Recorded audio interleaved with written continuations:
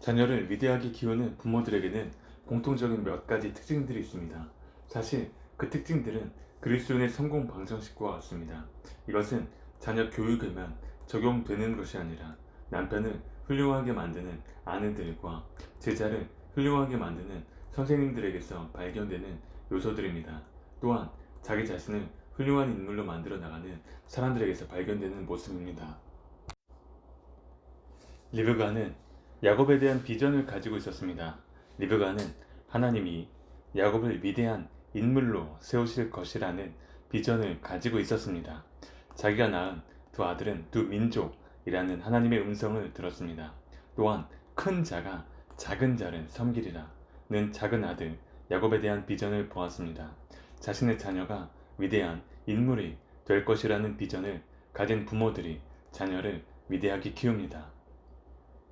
리브가는 야곱의 비전을 이루기 위해 값을 지불할 줄 알았습니다. 부모의 희생 없이 훌륭한 인물이 나오지 않습니다.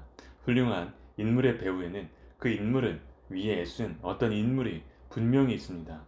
야곱의 배후에는 리브가의 철저한 희생이 있었습니다. 리브가는 한마디로 부지런합니다. 또 대단히 극성스럽습니다. 열정적입니다. 에머슨은 열정 없이 이 세상에서 위대한 작품이 나온 적이 없다고 말했습니다. 열정 없이 위대한 작품이 나온 적이 없는 것처럼 위대한 인물의 배후에는 열정적인 어머니가 있습니다. 리브가는 자녀 교육을 위해 환경의 중요성을 알고 있습니다. 이 환경은 단순히 장소를 의미하지는 않습니다. 장소도 아주 중요합니다. 맹자를 잘 키우기 위해 맹자의 모친이 3번을 있어야 했다는 맹모 삼촌지교라는 유명한 말이 있습니다. 교육 환경이 중요하다는 것입니다. 미국에 와 있는 교포들도 어떤 값을 지불하고라도 학군이 좋은 것으로 이사하는 것을 보게 됩니다. 장소와 함께 또 하나 중요한 환경은 사람 환경입니다. 어떤 친구, 어떤 스승을 만나게 해주느냐가 자녀 교육에 중요한 영향을 미치게 됩니다. 좋은 만남을 주선해 주는 것도 부모의 중요한 역할입니다. 좋은 만남을 가질 수 있는 모임에 가도록 도와주는 것입니다. 또한 어떤 사람과 결혼하는 것이 좋은가 라는 가르침을 통해 가장 적절한 배우자를 만나게 해주는 것도 중요합니다.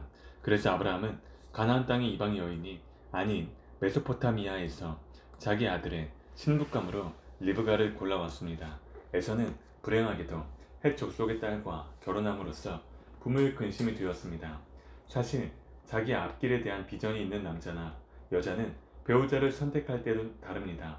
쉽게 선택하지 않습니다. 자신이 장차 꿈꾸는 인물이 되었을 때 그런 환경에도 적절한 사람인가를 생각하며 선택합니다. 오해하지 마십시오. 물론 사랑이 먼저입니다. 그러나 동시에 결혼은 게임이 아닙니다. 결혼은 현실입니다. 때문에 현실을 무시할 수는 없습니다. 또한 진정한 사랑은 두 사람이 한 곳을 바라볼 수 있을 때 아름답게 성장하는 것입니다. 바라볼 대상이나 목표가 없는 사랑은 대체적으로 유아적인 성격을 띤 미숙한 사랑으로 끝나거나 파멸로 끝날 때가 많습니다.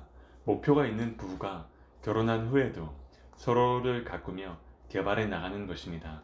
이렇게 교육 환경은 중요합니다. 어디에서 성장하고 누구와 함께 성장하는가 하는 문제는 자녀 교육에 지대한 역할을 합니다.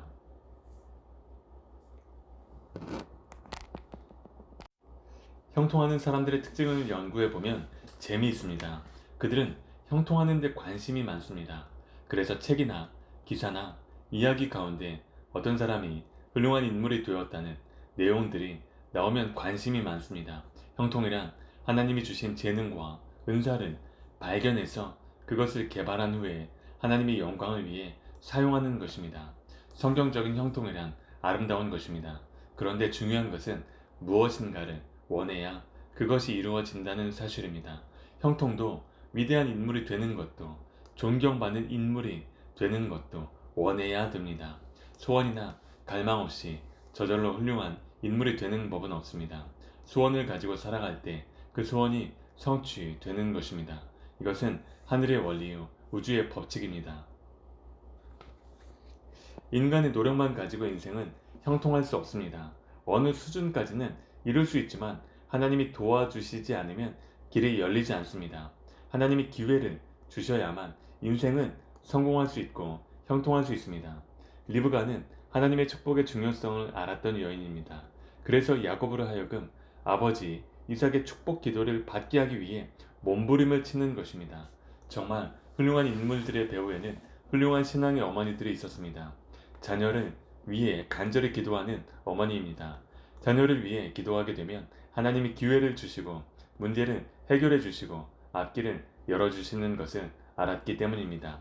다윗은 이 사실을 알았습니다. 그래서 솔로몬을 부탁하는 자리에서 온 백성들에게 부와 귀가 주께로 말미암고 또 주는 만유의 주제가 되사 손에 권세와 능력이 있사오니 모든 자를 크게 하심과 강하게 하심이 주의 손에 있나이다 라고 말씀하십니다. 다른 비결은 다 잊어버려도 이 사실만은 기억하십시오. 하나님이 축복하셔야만 인생은 형통합니다. 리브가는 행동할 줄 아는 여인이었습니다. 리브가는 야곱을 위한 일이라면 생각만 한 것이 아니라 대가를 지불하며 실천에 옮길 줄 알았습니다. 좋은 아이디어가 중요한 것이 아닙니다. 그 좋은 아이디어를 사용하는 것이 중요합니다. 모든 결과는 아이디어에서 오는 것이 아니라 아이디어를 실천하는 데서 옵니다.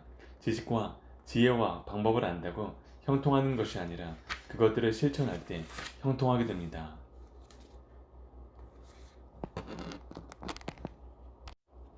자기 아들 야곱을 위해 귀가 열려있는 리브가가 이삭이 하는 말을 엿듣습니다. 그리고 그 축복 기도를 야곱이 받도록 하기 위해 전략을 세웁니다. 이스라엘 백성들은 축복 기도를 아주 중요하게 여겼습니다. 특별히 임종시의 축복 기도는 자녀들의 생애에 결정적인 역할을 했습니다. 그 기도는 자녀들의 미래를 결정하는 것이었습니다. 그 축복 기도의 말은 한 번 나가면 그대로 성취된다고 믿었습니다. 히브리 사람들은 언어의 능력을 믿었습니다. 말은 단순한 소리가 아니라 힘이요 창조의 제로라고 믿었습니다. 그것은 사실입니다. 특별히 생의 마지막에 자녀들에게 축복을 빌어주는 기도는 가장 중요하고 엄숙한 일이었습니다. 이 영적인 원리, 축복의 원리를 리브가는 알았습니다. 그래서 야곱을 불러서 말합니다. 아버지가 지금 형 에서에게 축복 기도를 베풀려고 하는데 그 축복 기도를 야곱이 받아야 한다고 말합니다. 그리고 아버지 이삭이 좋아하는 별미를 자신이 만들어 줄 터이니 형 에서가 오기 전에 빨리 가서 축복 기도를 받으라는 것입니다.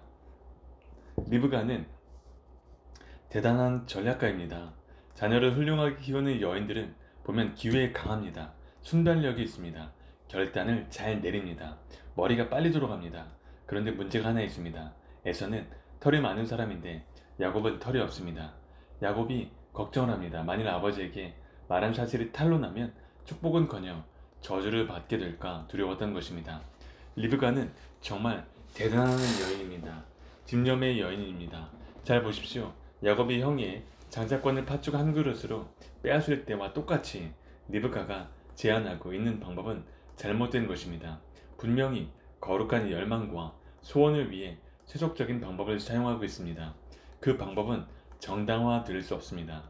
그러나 방법이 잘못되었다고 해서 아들을 위한 어머니의 헌신과 열정과 노력과 희생 정신까지 잘못되었다고 할 수는 없습니다. 하나님은 그 점을 높이 평가하고 있습니다. 하나님은 우리의 실수와 잘못을 보고 무조건 쓸모없는 사람으로 대하지 않으십니다. 잘못된 부분만 다루십니다. 동시에 우리들이 가지고 있는 장점과 좋은 점들은 높이 평가해 주시고 이를 인정해 주십니다. 이런 과정을 통해 리브가가 야곱에게 가르치는 가장 중요한 교훈은 무엇입니까? 그것은 인생에서 형통하려면 하나님의 축복을 받아야 한다는 것입니다. 그리고 하나님은 축복하시는 하나님이시라는 사실을 가르치는 것입니다. 또한 축복은 열망하는 자에게 주어진다는 사실을 철저하게 가르쳐 줍니다. 그것도 말이 아닌 모범으로, 말이 아닌 희생으로 가르치고 있는 것입니다. 이 가르침은 야곱의 생애 가운데 각인이 됩니다. 그가 야복강에서 환도뼈가 부러지는 경험을 하면서도 하나님의 축복을 열망했던 이유도 바로 어머니에게 배운 교훈 때문이었던 것입니다. 리브가는 축복 기도를 받게 함으로써 야곱에게 하나님은 축복하시는 하나님이심을 알게 하고 있습니다. 하나님이 어떤 분이라는 사실을 자녀들이 배울 수 있는 첫 번째 통로는 부모를 통해서입니다.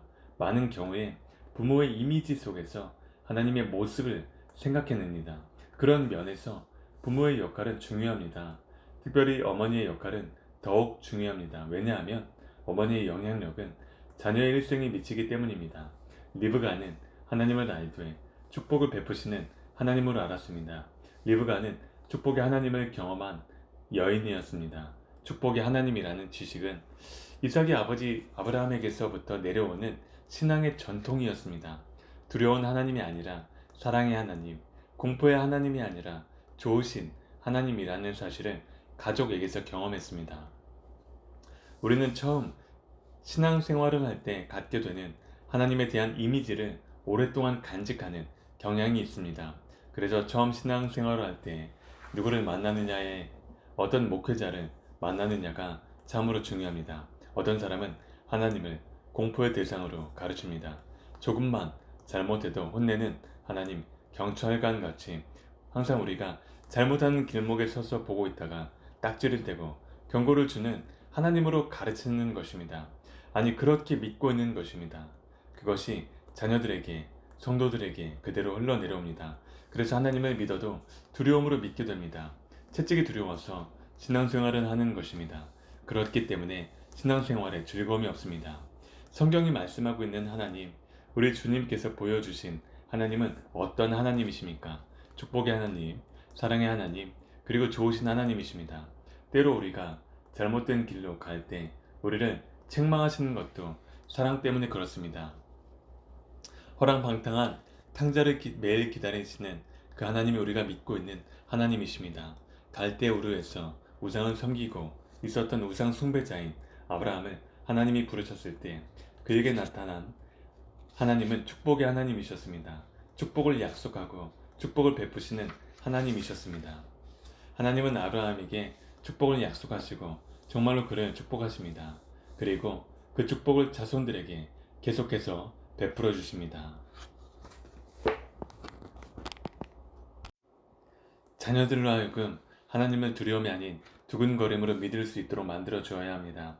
부모님들이 자녀들에게 하나님을 소개할 때마다 공포심을 조장해서 두렵게 해서는 안 됩니다.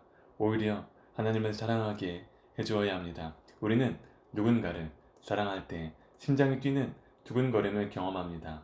사랑하기 때문에 만나고 싶고 보고 싶고 대화하고 싶고 가까이 하고 싶은 마음이 생깁니다.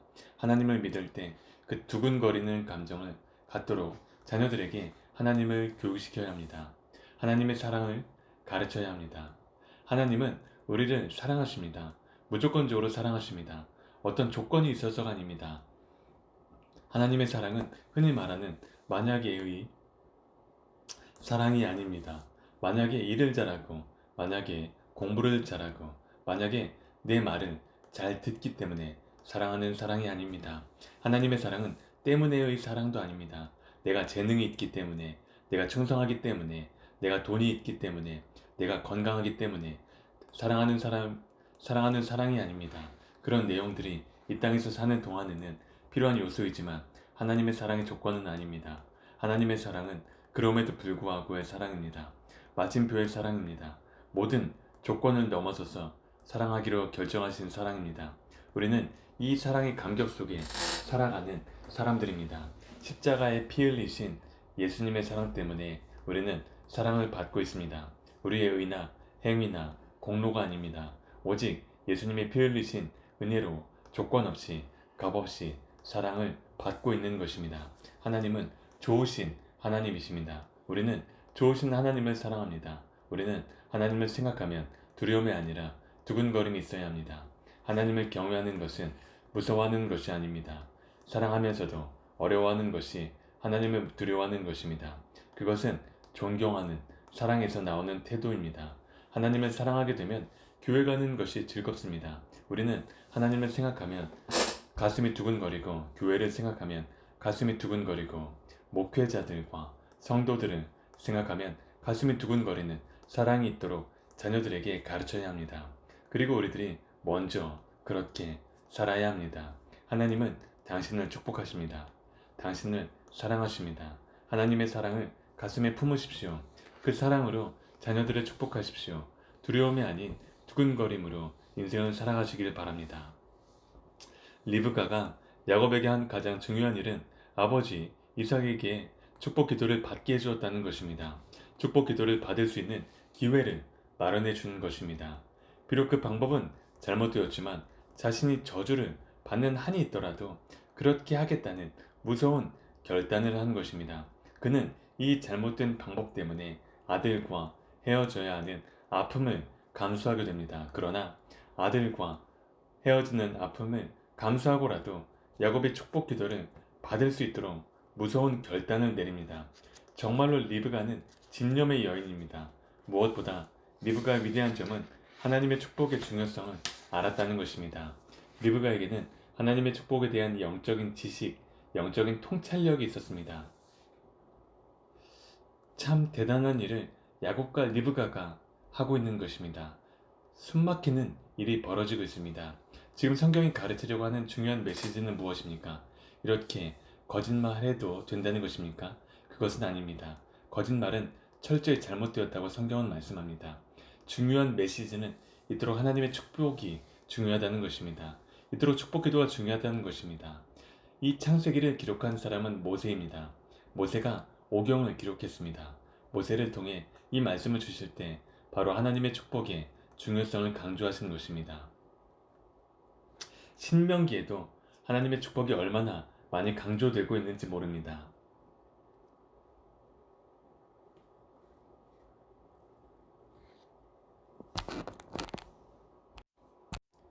축복 기도를 소중히 여기십시오. 여인들이여, 가정에서 아버지의 권위를 인정하고 세워주십시오. 하나님의 사람들의 축복 기도의 능력을 믿으십시오. 축복 기도를 받을 때마다 기대하십시오. 믿음으로 받으십시오.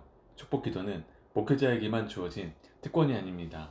우리 모두는 서로를 축복할 수 있습니다. 우리 모두 축복을 빌어주는 사랑의 사람들이 됩시다.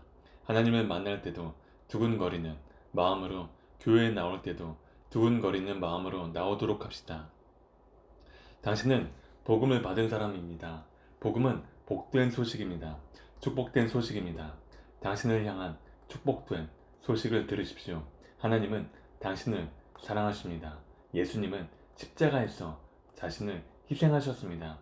당신의 죄는 예수님의 피로 용서받았습니다. 당신을 하나님의 사랑에서 끊을 자가 없습니다. 당신의 실수도, 죄도, 질병도, 실패도, 사탄도, 죽음마저도 당신을 하나님의 사랑에서 끊을 수가 없습니다. 당신은 하나님의 자녀입니다. 축복의 근원입니다. 축복의 덩어리입니다. 축복을 받으십시오. 그리고 축복을 나누어 주십시오. 축복을 비는 축복의 사도가 되시기를 빕니다.